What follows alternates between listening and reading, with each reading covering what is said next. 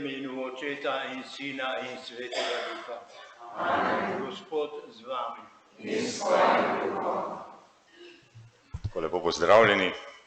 Pozdravljam v prvi vrsti našega zlatomašnika, patra Lojzeta. Sem res vesel, da smo se zbrali v tako lepem številu.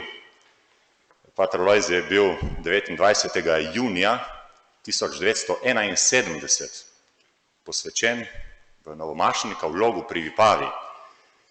In potem tik pred novo mašo je prišla nevihta.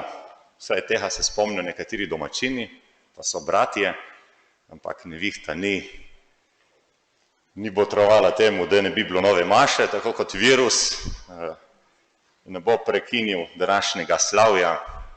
In sem res vesel, da smo se tudi sobratje, pa tudi ostali v duhovniški službi, da ste prišli danes. Tako se mi zdi pa lepo, da v tej hvaležnosti Bogu za dar duhovništva, za patra Lojzeta, da začnemo to sveto daritev in vprošeni tudi Bogu, da nam odpusti naše grehe, naše slabosti, naše pomanjkljivosti.